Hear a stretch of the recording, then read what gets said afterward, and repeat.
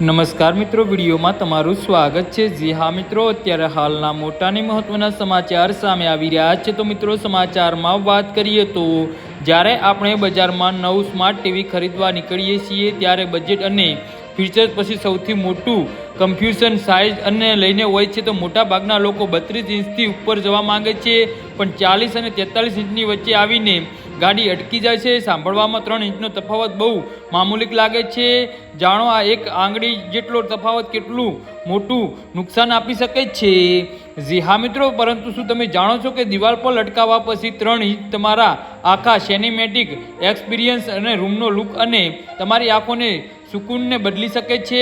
આજના આ લેખમાં આપણે ઊંડાણપૂર્વક સમજીશું કે આ બંને સાઇઝના ટીવીમાં ટેકનિકલ અને વ્યવહારિક તફાવત શું છે, જેથી તમે તમારી મહેનતની કમાણી સાચી જગ્યાએ રોકી શકો।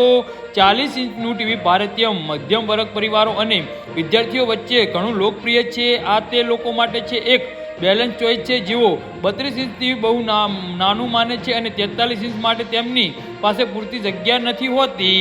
જો તમે પણ કોઈ હોસ્ટેલ રૂમ, પીજી કે 1 BH ફ્લેટ કે નાના બેડરૂમમાં માટે ટીવી શોધી રહ્યા હોવ તો 40 ઇંચ એકદમ સચોટ છે। તેની સૌથી મોટી ખાસિયત તેની કોમ્પ્રોમાઇઝ ડિઝાઇનિંગ છે અને તે તમે કોઈ પણ નાના ટેબ્લેટ કે ડિસ્ક પર આસાનીથી રાખી શકો છો। જો દિવાલ નાની હોય ત્યાં પણ ભાર નથી લાગતું અને રૂમ ભરેલો હોય ત્યાં પણ અનુભવા દેખાતું નથી।